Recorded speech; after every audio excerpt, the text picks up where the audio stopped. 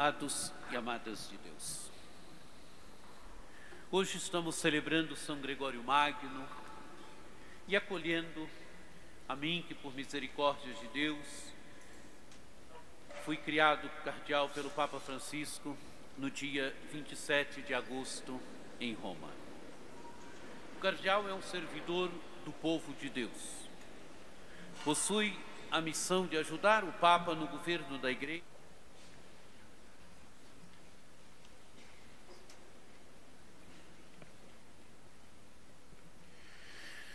amados e amadas de Deus.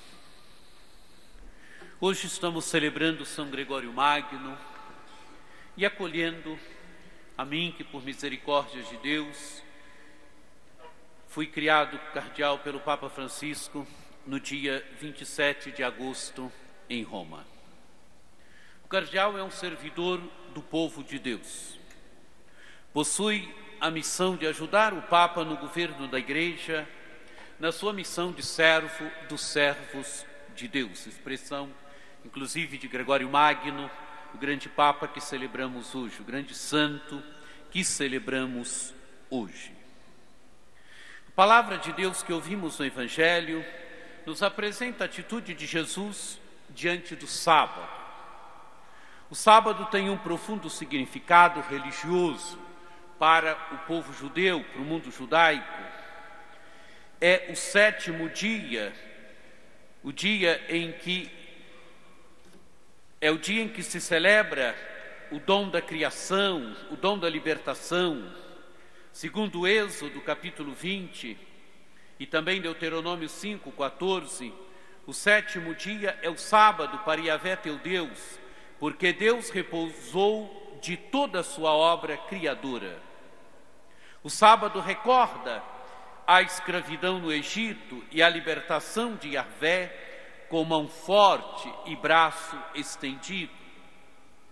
Segundo os rabinos, observar o sábado equivalia a observar a inteira lei, a lei toda. O preceito do descanso tinha sozinho maior peso do que todo o resto da lei junto.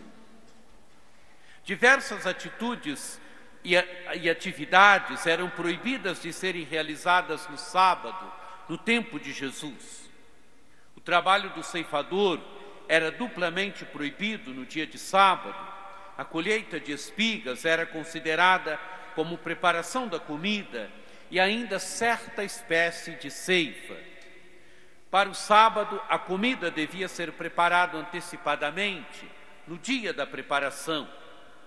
Era proibido prestar ajuda a um doente se não estivesse em perigo de vida. Até a distância que se podia percorrer era aquela fixada para o dia de sábado. Jesus remete aqui à atitude de Davi que entra na casa de Deus, pegou os pães oferecidos a Deus e os comeu, e ainda por cima os deu aos seus companheiros. Jesus, amados e amadas de Deus, mostra como o aliviar a fome, ou seja, as necessidades fundamentais do ser humano, tem primazia sobre a lei, tem primazia diante da lei. A lei não existe para escravizar o ser humano, mas para libertá-lo. Jesus agia com profunda liberdade diante do sábado. Jesus adotou com relação ao sábado uma liberdade maior do que qualquer outro personagem da sua época, do seu tempo, pois está em primeiro lugar a ação liberante de Deus para o ser humano, do qual ele, Jesus, é o portador.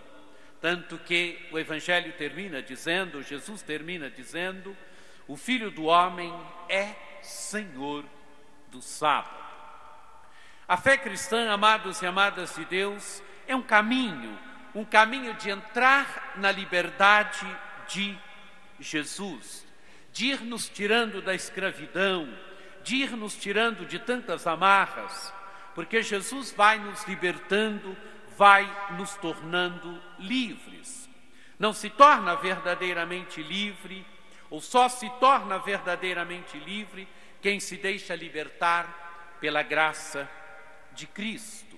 É Ele que nos liberta, é Ele que vai tornando a nossa existência livre, é Ele que vai alargando os nossos horizontes, é Ele que, nos libertando, vai alargando a nossa capacidade de servir, de se doar, de se tornar dom na vida da igreja, na vida da sociedade. Paulo, na primeira leitura, se apresenta como um homem livre, mas a liberdade não está presente na comunidade de Corinto. É muito interessante aquilo que a leitura nos diz. Paulo vai falar das divisões que existem na comunidade, mas vai atribuir ao orgulho, o orgulho que existia no coração da comunidade de Corinto, dos habitantes de Corinto, e o orgulho que estava causando divisão. Tinha aqueles que se diziam de Paulo, aqueles que se diziam de Apolo e ainda outros partidos dentro da comunidade de Corinto. O orgulho que estava causando divisão. Paulo é o pai que gerou os coríntios na fé. Paulo vai dizer: pois fui eu que pelo anúncio do Evangelho vos gerei em Jesus Cristo. Mas os coríntios não amadureceram seu caminho de fé, permaneceram muito apegados aos pregadores, não perceberam que o centro é Cristo, perceberam apegados àqueles que levaram a mensagem do Evangelho, àqueles que anunciaram a mensagem do Evangelho, mas não perceberam que o centro é aquele que os pregadores anunciaram, que os mensageiros anunciaram. E então ficaram muito apegados aos pregadores, ficaram muito apegados àqueles que os evangelizaram. Os coríntios não conseguiram radicar suas vidas em Cristo. Estão muito apegados aos pregadores. Paulo, Apolo, Cristo é o centro. Mas é interessante que na leitura, Paulo atribui essa atitude dos coríntios ao orgulho.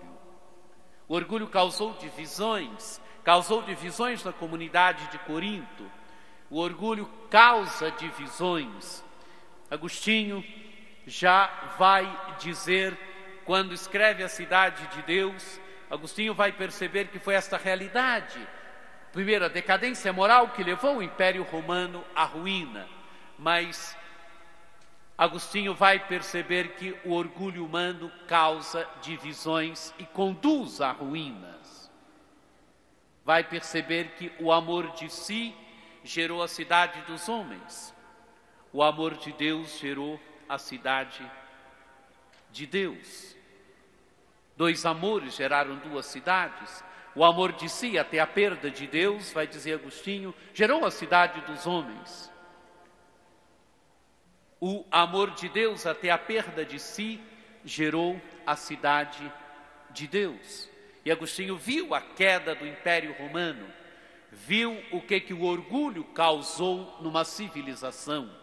Nós estamos aqui, amados e amadas de Deus, Brasília, que é o centro do poder do nosso país. Aqui estão as diversas esferas de governo. O orgulho, o grande perigo do orgulho pode ser aquele de ir minando cada vez mais as condições do diálogo, ir minando cada vez mais o construir verdadeiramente uma sociedade, e uma sociedade pautada no bem, pautada no diálogo, uma sociedade onde o caminho é o caminho do diálogo, o caminho da interação, onde aquilo que diz Papa Francisco, a interação, a cultura do encontro, vai gerando verdadeiramente uma sociedade à altura da grandeza, da dignidade humana. O perigo pode ser esse, do orgulho, da vaidade, de nós nos apegarmos muito àquilo que pensamos ser, e esquecer que somos todos seres humanos, somos todos servidores de Deus, servidores do nosso amado povo. O orgulho causou na história da humanidade causou muitos estragos e pode continuar a causar ainda hoje. O caminho deve ser aquele da liberdade. Quem segue Jesus vai se tornando livre, vai se tornando servidor, vai assumindo verdadeiramente o caminho do serviço. O mundo precisa de servidores, não de ditadores, de déspotas autoritários, de homens e mulheres fechados em si. Quem trilha o caminho da liberdade de Cristo vai se tornando livre, vai se tornando verdadeiramente servidor. Papa Francisco, no dia 27, da nossa criação de cardeais, lembrou o testemunho de dois grandes cardeais que viveram radicados no mistério de Cristo, na graça que liberta, na graça de Cristo que liberta, e que por isso desenvolveram grandes projetos, mas não transcuraram as pequenas coisas.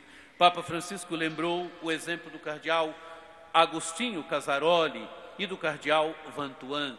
O cardeal Agostinho Casaroli foi um grande homem, um grande secretário de Estado, um homem que eu me encontrei com o pensamento dele quando estava em Roma, ainda era estudante, e ele veio a falecer, e eu nunca me esqueci um dito do cardeal Casaroli. Ele dizia que por detrás das negociações existem sempre pessoas humanas que querem ser encontradas. As ideias, elas não são abstratas, ou melhor, elas não vêm do nada.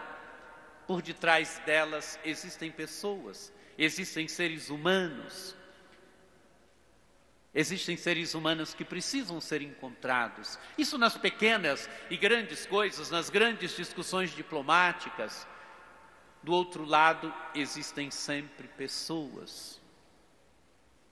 Pessoas que precisam ser encontradas, que também precisam ser acolhidas, precisam ser amadas. Mas cito o Papa Francisco. O Papa Francisco diz: um cardeal ama a igreja sempre com o mesmo fogo espiritual, tanto nas grandes questões como nas pequenas, tanto no encontro com os grandes deste mundo.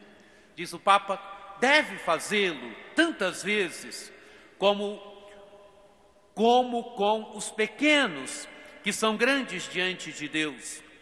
Diz ele: estou pensando, por exemplo, no cardeal Casaroli, justamente famoso pelo seu olhar aberto para apoiar, com diálogo sábio e paciente, os novos horizontes da Europa depois da Guerra Fria. E Deus não permita que a miopia humana volte a fechar aqueles horizontes que ele abriu. Mas os olhos de Deus são igualmente valiosos. As visitas que ele fazia regularmente aos jovens detidos em uma prisão juvenil em Roma, onde era chamado não de cardeal, mas padre Agostinho. Fazia a grande diplomacia, o martírio da paciência, assim era a sua vida, junto com a visita semanal à Casa do Mármore, aqueles jovens. E quantos exemplos desses poderiam ser dados? Continua ele: lembro-me do cardeal Vantuan, chamado a pastorear o povo de Deus em outro cenário crucial do século XX, e ao mesmo tempo animado pelo fogo do amor de Cristo, para cuidar da alma do carcereiro que vigiava a porta da sua cela. Essa gente não tinha medo do grande e do máximo, quer dizer, se movia pelo grande e pelo máximo, mas também cuidava do pequeno, de cada dia. Depois de um encontro no qual o futuro cardeal Casaroli havia informado São João XXIII da sua última missão, não recordo se na Eslováquia ou na República Tcheca, em um desses países, falando de alta política, quando estava já para retirar-se, o Papa chamou e disse uma coisa: continua a ir aqueles jovens encarcerados? Ele respondeu: sim, nunca lhes abandone, diz o Papa, a grande diplomacia e a pequena obra pastoral. Assim é o coração de um padre, assim é o coração de um cardeal. Por isso hoje eu estou aqui na catedral, mas amanhã eu vou lá na estrutural, encontrar os pobres, encontrar os necessitados, encontrar os últimos. Porque assim deve ser a vida de um pastor, assim deve ser a vida de qualquer homem que se propõe verdadeiramente a estar à frente, a guiar. Assim deve ser a vida de um líder. Nessa mesma linha, não podemos esquecer o grande exemplo de Papa Gregório Magno. Ele foi legado em Constantinopla, onde serviu por 6 anos. Em 590, numa crise da civilização ocidental, é eleito Papa. Os povos nórdicos penetravam a Europa romana e cristã, deram um golpe fatal às estruturas do império naquele tempo. As guerras, a fome, a doença, com seu cortejo de miséria, faziam pensar que o fim do mundo estivesse próximo. Gregório, neste cenário, assumiu a postura de líder na reconstrução social. Ele distribuiu toda espécie de víveres às populações famintas de Roma, da Itália e até de outros países. Resgatava escravos, sustentava refugiados apavorados pela incursão dos longobardos. Gregório é um homem que trata com absoluto respeito os reis bárbaros, pois a fé lhe dá um profundo senso de respeito pelo outro, ainda que este seja um invasor, o inimigo. Imagem bonita, amados e amadas de Deus, que precisa falar também aos nossos dias hoje. O que mina as condições do diálogo é exatamente uma visão baixa do outro e da outra. É uma antropologia baixa. Gregório, mesmo do inimigo, ele tem uma visão alta. Quando nós vamos descredenciando o outro, a outra, quando nós vamos falando mal do outro, da outra, quando nós temos uma visão baixa do ser humano, nós vamos minando as condições de diálogo. Isso no pequeno diálogo, mas isso no grande diálogo também. Nós vamos criando uma sociedade não de irmãos, como fala Papa Francisco na Fratelli Tutti, mas nós vamos criando uma sociedade de inimigos. Quando nós não olhamos o outro, a outra, e não reconhecemos que do outro lado existe um ser humano criado à imagem e semelhança de Deus, que eu posso até discordar dele, muitas vezes discordo, mas que devo respeitar. Por detrás da incapacidade de diálogo, existe sempre uma crise antropológica, existe sempre uma visão baixa do outro, da outra, existe sempre uma visão baixa das instituições, existe uma visão baixa da sociedade, uma visão que não está de acordo com a grandeza do ser humano criado à imagem e semelhança de Deus. Nas suas regras pastorais, Gregório pede um profundo equilíbrio daqueles que governam. Todos aqueles que estão no poder não devem vangloriar-se pela dignidade que possuem, pela grandeza que possuem. Gloriem-se antes por serem iguais aos outros por natureza. Não busquem satisfações impondo-se aos outros, mas sendo úteis. Bonito isso aqui. O grande perigo do governo, de a gente ir subindo, é a gente ir se inchando com a vaidade, perceber que somos seres humanos, somos todos seres humanos. Ocupamos postos, né? Eu me lembro muito bem, meu pai que um dia me disse: meu filho, se relembre sempre que todos nós descemos os mesmos 7 palmos. A condição, quando o ser humano reflete sobre a sua condição, ele é capaz de não deixar-se levar pela vaidade, mas manter a atitude de humildade. Percebemos que somos todos irmãos, ocupamos postos diferentes, ocupamos postos de governo, mas entre nós somos todos irmãos. E essa é exatamente a beleza da vida. Gregório é o bispo, mas é o administrador que num tempo de fome assiste o povo com os bens da igreja, pois sabe que nos pobres está a presença do próprio Cristo. É um monge que reza, mas ao mesmo tempo desce as necessidades concretas da vida do seu povo na sua época. Vive aquilo que escreve, que ele mesmo escreve na regra pastoral. O pastor de almas deve estar perto de todos com sentimento de compaixão.